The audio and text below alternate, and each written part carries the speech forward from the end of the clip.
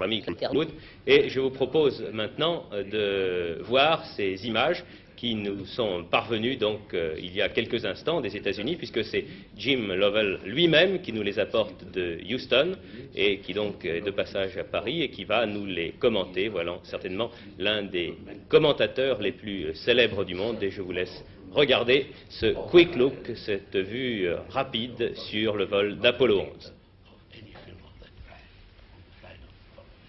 Thank you. This is a picture of the Cape, and now we're at the crew's quarters where the crew has just been suited. You see Neil Armstrong, Mike Collins, and Buzz Aldrin walking to the van. They, of course, are breathing pure oxygen now to purge their system of the nitrogen when the pressure decreases as they ascend. We see Vice President Agnew, who is down to view the launch. With him was Dr. Payne, now Dr. Miller. And they are looking in the Launch Control Center just before liftoff. We have a picture of the booster. The supporting structure has been removed. The vehicle is all set to go. The countdown is final. There's Dr. Von Braun, Mr. Rocco Petrone, and Dr. Kurt Debus from the Launch Control Center in the Cape Kennedy. You're seeing a view of the Launch Control Center. These thousands of instruments and many people are there to monitor the rocket, the stages of the rocket, to make sure everything is correct for the countdown and the blast off. The nearest person now is about 3 miles away that is exposed. The liftoff, the engines are ignited. This is a slow motion film showing the swing arms coming back, allowing the booster to leave the platform. These are slow motion. The booster itself has some 7.5 million pounds of thrust in its initial stage, and it's very similar to riding a high-speed train that is rocketing back and forth on the rails. If you look closely, you can see the ice crystals fall off the outside of the booster that was formed because of the very cold liquid oxygen inside the tanks. We can only use these cameras one time before they're burned out after each launch. The crew then of the Launch Control Center has turned around. Their job is finished. They're watching the booster. We're in the high Q region, or where the max pressure is now located, and you can see the pressure waves forming on the vehicle itself. Remember now that the vehicle is some 365 feet tall, and you can see how long the flame is. It's about the same length. Notice how much the plume of the rocket exhaust spreads out as the atmosphere becomes thinner. We have separation. The first stage now is separating. It will fall back into the ocean, and the second stage will carry the vehicle almost into orbit, where the third stage will put the vehicle into orbit. Maximum Gs, or acceleration, are about 4 Gs during the flight, and it's a very comfortable ride. Compared to our earlier boosters, we call this an old man's rocket.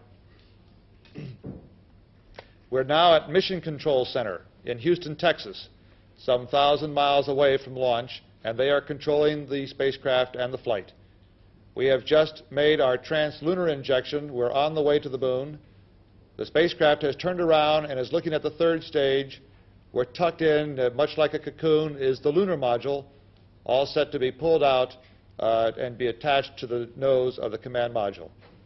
Mike Collins is flying the vehicle now, and he's coming closer to dock with the lunar module to perform this function.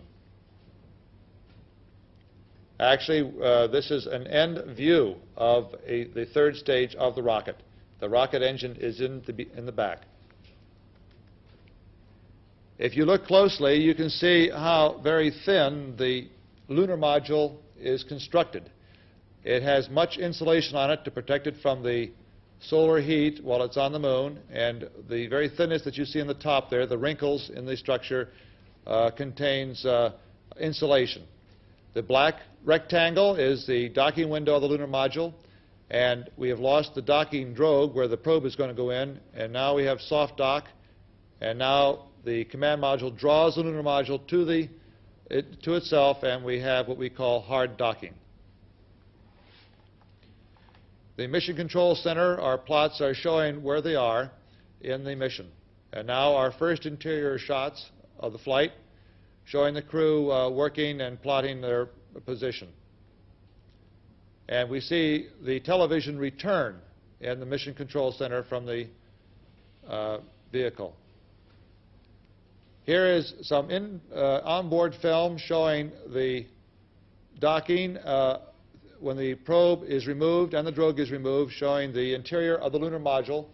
Buzz Aldrin is inside checking over all the equipment that the lunar module had aboard, putting some new things aboard, and getting in preparation for the time when both he and Neil Armstrong will get in and separate from the command module. Notice that what we think is up and down in the command module is reversed in the lunar module. However, because there is no gravity, we don't notice the difference. Our first views of the moon, we're looking at the back side or the far side, the side of the moon that we cannot see from the Earth. Very rugged terrain, much different than the type that we have on the near side where we see many seas or mare. These were taken, I believe, from the lunar module window itself while we were still docked with the mother ship. Again, at the Mission Control Center, where we're trying to determine where everybody is with some of our maps on board. We are now making a pass over the proposed landing site. The small dot that you see in the center of the picture is actually a reflection of the aperture of the camera that was being used. Now we see that we are getting into some of the smooth areas along with the mountains, which indicate that we are on the near side, or the side which we can see from the Earth. This is at about approximately 70 miles, 70 statute miles. Still very rugged, but one does not get the impression, as I had on Apollo 8, just how high those mountains are until you get right down to them. And when the 10 crew was down within about 10 miles, and of course 11 crew landed, they were very, very tall mountains. You see now the separation of the command module from the lunar module. Neil and Buzz are in the lunar module, and Mike Collins is taking this picture. Notice how very smoothly vehicles fly in space. No atmosphere to move them or to distort their actual motion. The films are very contrasty because of the lack of atmosphere. You'll see bright spots on the vehicles and then dark shadows. The next motion which the vehicle will do is to rotate in front of the window of the command module, mainly to let Mike Collins see whether the landing gear is all down and locked. It would be very disastrous to land on the moon and have a couple of landing gears still up and not secure. A quick view of the command module, very silver in appearance with its communication antenna off to the left and the moon in the background. This picture is rather hard to interpret. What you're seeing is a lunar module with the landing gear down, rotating so that Mike can see the vehicle to make sure it's in good condition. Notice how contrasty the lights show on the vehicle itself. Of course, the sky is black, but they are in the day side now of the moon, and so if they had looked down on the moon, it would be very bright.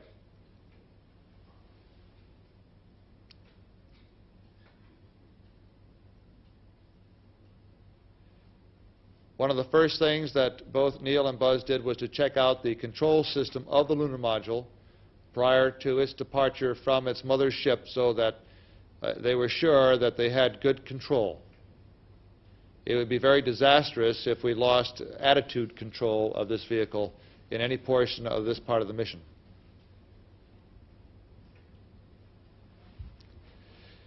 We are now looking again towards the landing site. In the center of the film is the command module. It has separated very slowly. The crater on the right is called masculine, and the lunar module is now going to sweep by the actual landing site. Notice that the area is relatively smooth. You see bright craters. The sun angle is becoming less as we get closer in towards the landing site.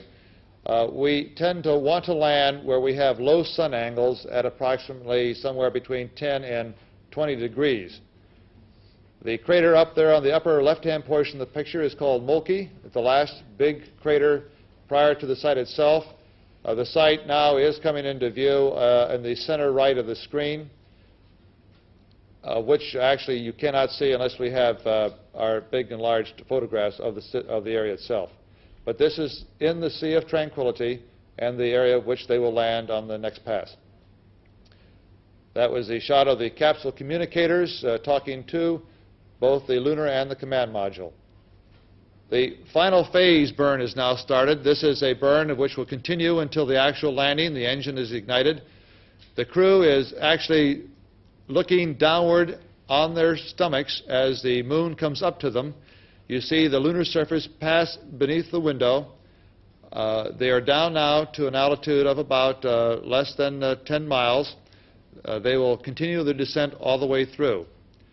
Our plan was to decelerate the vehicle by means of the engine until they got down to about 38,000 feet. They'd be in this attitude, and then they would rotate around 180 degrees so that they'd be looking up at the sky and not seeing the lunar surface. When they got down to about 5,000 or 6,000 feet, the vehicle would start pitching over, so they would then be able to pick up the actual site which they're going to land on. Notice now that some of those small features which look almost smooth from 60 miles are actually very rough. We had one rill that we called the Sidewinder rill that was our checkpoint. If we had not crossed that particular point prior to landing, then we better do so. It was merely a check. These craters are very difficult to see at altitude. That was called West Crater. These are just call names of which we have given the, there goes Sidewinder rill now. The vehicle will slowly start rotating now 180 degrees. There's the lunar surface, the horizon rather, and now we see nothing but black sky. The vehicle will start pitching over, and in the bottom of the screen you'll be able to see the horizon of the moon as the vehicle starts to pitch over and come down to its final descent phase. The horizon actually is slanted. I believe that was due to the mounting of the camera on the right-hand window. Buzz Aldrin was controlling the camera at this time, but he was also busy with other functions in landing. To get you prepared for what you will see, as the vehicle gets down just prior to landing, you will see the dust being blown out away from the surface itself by the blast of the rocket engine. Over on the right-hand side of the screen, when the rocket engine is shut off, you'll see the view suddenly become sharp. It will be only a second or so, so look closely. We're now pitching the vehicle over, and you can see what are really very small craters compared to what we could notice at altitude. As the vehicle is continuing to slow down now, the rate of descent becomes smaller. We're looking for a place to land. As you recall, Neil Armstrong had to take over manually because the place where he was going to land had boulders in it, and so now he's flying manually. There go the boulders now. They're going by the vehicle. The camera is automatic and is recording the actual landing. The dust is starting to blow now, I believe, if I can see some of the dust. There's another crater which he doesn't want to hit. He's going to slide on by it very slowly. He wants to get by that crater and land on the other side. The dust is coming up. There's the dust. The engine is blowing it. Neil has now manual control, and he's bringing it down very gently to the surface. And now the shadow will come in from the right-hand side. The shadow of the lunar module itself comes on in, and we're down, and the engine stopped just then. Much relief in the Mission Control Center. Everybody's happy that the landing was a success. There is Deke Slayton, our boss in the astronaut office. And now we've become prepared for lunar surface exploration. We're looking now out the window again with a sequence camera. Neil Armstrong is climbing down. You can see them on the left-hand side of your screen. The shadow is very dark compared to the light surface.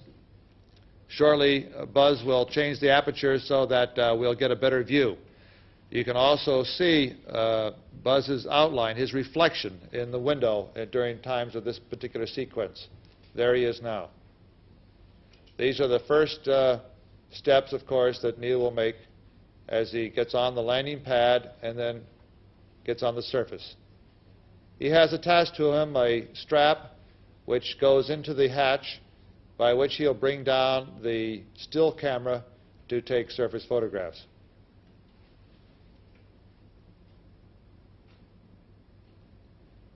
He's testing the soil, one of our first experiments, to see just how deep it is, how much of an imprint his boot makes on the soil, how difficult it is for him to walk, whether he has to have support, just how the backpack will react as a balance.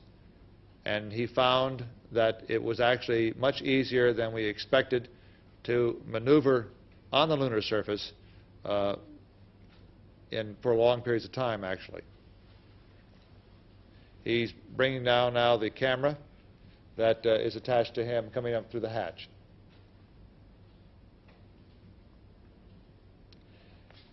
One thing we were worried about, of course, is the backpacks, the personal life support equipment, because it provides us our pressure, our oxygen, our cooling, our radio, just about everything to stay alive. It was very comfortable, they reported, and we had no problems at all. The picture is jerky at this time because this is a sequence camera and it's only taking 6 frames per second.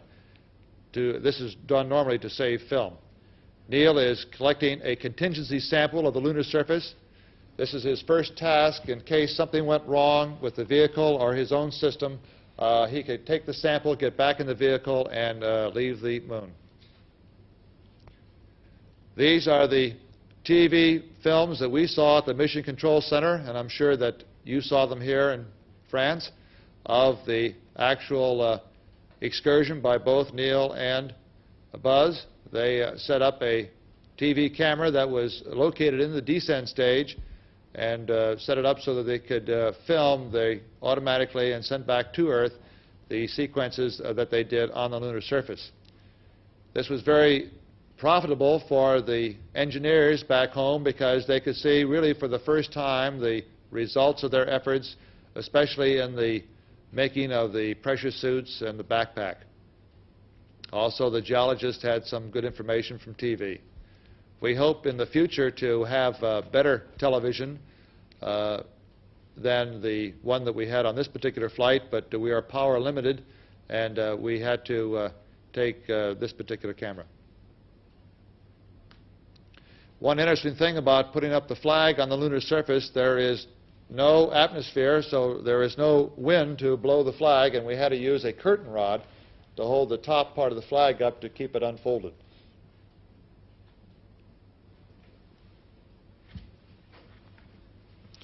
Just like a tourist anywhere, we always have our picture taken, and at this time Neil is taking Buzz's picture on the lunar surface.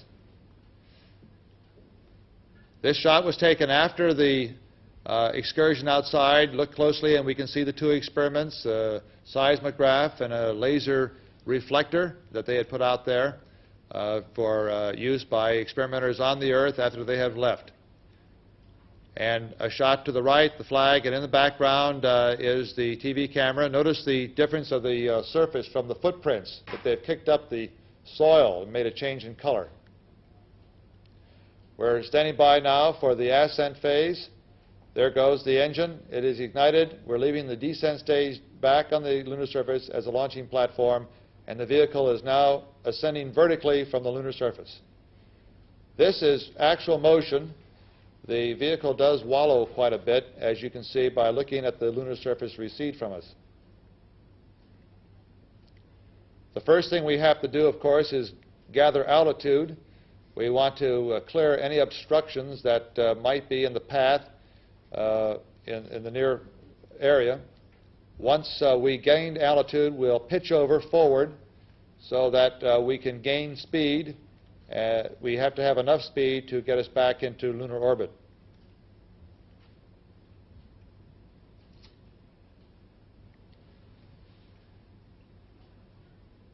As we get higher and higher, we can see some bigger craters. That one in the center now is called Cat's Paw, which was the northern end of our landing trajectory. Now we see some rather deep ones. Notice how the sun shines on the crater rims.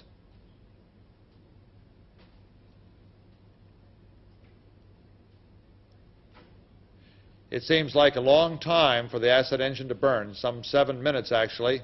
And of course, there no longer is any redundancy. We have only one engine. This phase has to work. We're gathering speed now, and shortly we'll start pitching over to get enough speed so we maintain ourselves in orbit and don't come back towards the moon.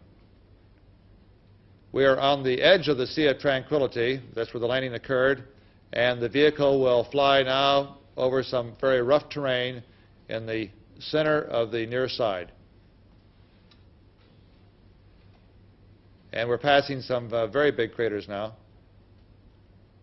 And shortly, in the lower part of your picture, you'll be able to see the actual horizon of the moon. Again, they're pitched over on their stomachs and are flying head first.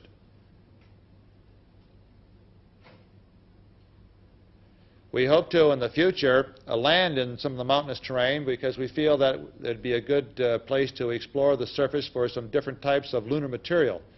Our objectives, of course, are to explore as much of the various aspects of the moon as possible.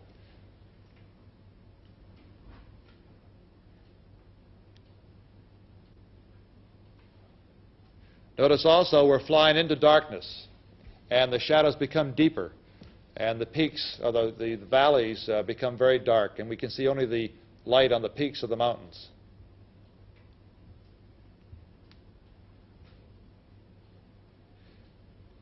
All this time, the Mission Control Center is monitoring our burn. We have communications, of course, telemetry with the vehicles. We know exactly what's happening, and they know exactly how long the engine burned and how well we're doing. We do not have communications, of course, on the back side of the moon. The vehicles are strictly on their own. And we see now on the back side the final phase of the rendezvous. Mike Collins in the command module is looking down at the lunar module as it gets closer and closer for the final phase and the docking. This was a very comfortable moment. We always have some thoughts about rendezvous because, of course, we can't see each other, and orbital mechanics have a tendency sometimes to get us into orbits where we can't recover from, but everything went perfectly in this rendezvous, and all we have left to do now is to fly in and dock. Neil Armstrong will fly the vehicle. He is called the active vehicle, to the vicinity of the command module, and then he'll rotate the vehicle for the proper attitude for docking. Mike Collins will then do the actual docking with the command module. He has much better control now than Neil because Neil's vehicle is very light, almost out of fuel. We do not have the descent stage, and yet the attitude thrusters have the same force. And so every little motion will cause quite a bit of, every little bit of thrust will cause quite a bit of motion to the vehicle.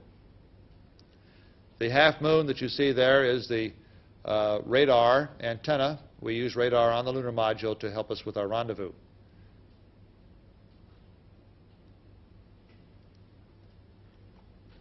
Attitude maneuvers. Notice how smoothly we can maneuver in space.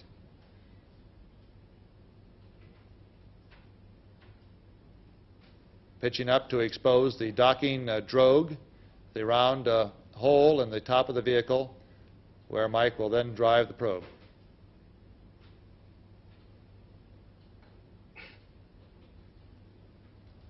There'll be a short sequence now from the other vehicle through the docking window. Here's one now, taken by Buzz Aldrin of the command module. And you'll see the command module move on your screen, but it's actually the lunar module that's doing the motion. And about this time, there are two tired people in the lunar module just waiting for both vehicles to dock so they can transfer the materials and get rid of the lunar module. They have docked now. This was the actual docking scene. Here's an actual photograph sequence of Earthrise from the moon.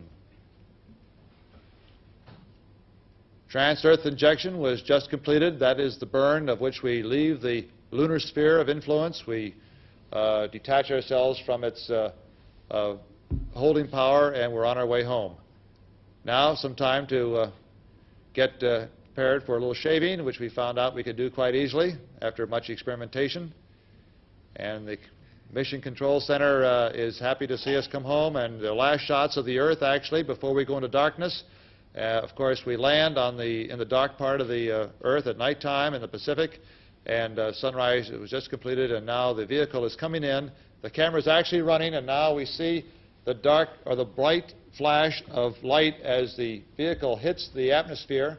Buzz has the camera on, and you're seeing actual flames now caused by the intense friction of the atmosphere on the command module. You can notice part of the command module in the upper left-hand part of your screen. Now perhaps you can see the flames themselves as they fire and create immense heat as we come on in. The acceleration or deceleration at this stage is about 6 Gs. Countdown to splashdown. Everybody is getting a little happy now. I think they heard that the main chutes were out, and merely we have to wait for the actual landing in the Pacific.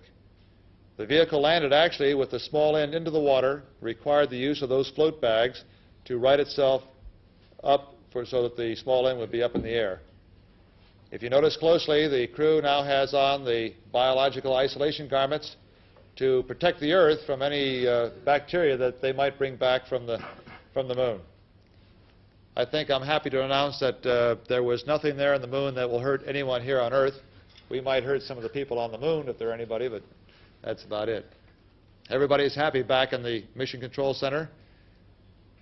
The crew is back there. Of course, it's tradition to, there's John Glenn in the background, and it's tradition to have everybody smoke cigars.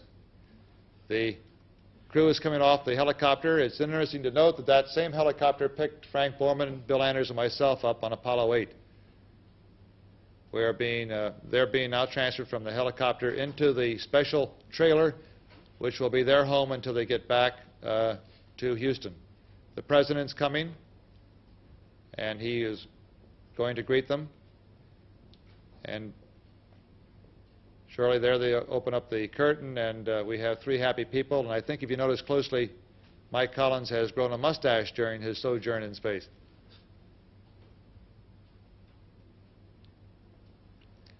Man's first landing on the moon. Quite an epic event, even for those who have been working hard on it and very intimately with it for the last 8 to 9 years. And what was your own feeling at that time? Quel était votre sentiment à ce moment précis? My own feeling was one of Mon sentiment, c'était un sentiment de profonde admiration, d'enthousiasme en raison du fait que quelque chose que nous avions attendu tellement longtemps se soit enfin produit. Et je vous propose maintenant de voir ces images qui nous sont parvenues donc il y a quelques instants des États-Unis, puisque c'est Jim Lovell lui-même qui nous les apporte de Houston et qui donc est de passage à Paris et qui va nous les commenter. Voilà certainement l'un des commentateurs les plus célèbres du monde, et je vous laisse regarder ce quick look, cette vue rapide sur le vol d'Apollo 11. Thank you. This is a picture of the Cape, and now we're at the crew's quarters where the crew has just been suited. You see Neil Armstrong, Mike Collins, and Buzz Aldrin walking to the van. They, of course, are breathing pure oxygen now to purge their system of the nitrogen when the pressure decreases as they ascend. We see Vice President Agnew, who is down to view the launch. With him was Dr. Payne, now Dr. Miller. And they are looking in the Launch Control Center just before liftoff. We have a picture of the booster formed because of the very cold liquid oxygen inside the tanks. We can only use these cameras one time before they're burned out after each launch. The crew then of the Launch Control Center has turned around. Their job is finished. They're watching the booster. We're in the high Q region, or where the max pressure is now located, and you can see the pressure waves forming on the vehicle itself. Remember now that the vehicle is some 365 feet tall, and you can see it's exposed. The liftoff, the engines are ignited. This is a slow motion film. showing the swing arms coming back, allowing the booster to leave the platform. These are slow motion. The booster itself has some 7.5 million pounds of thrust in its initial stage, and it's very similar to riding a high-speed train that is rocketing back and forth on the rails. If you look closely, you can see the ice crystals fall off the outside of the booster. The supporting structure has been removed. The vehicle is all set to go. The countdown is final. There's Dr. von Braun, Mr. Rocco Petrone, and Dr. Kurt Debus from the Launch Control Center in the Cape Kennedy. You're seeing a view of the Launch Control Center. These thousands of instruments and many people are there to monitor the rocket, the stages of the rocket, to make sure everything is correct for the countdown and the blast off. The nearest person now is about 3 miles away.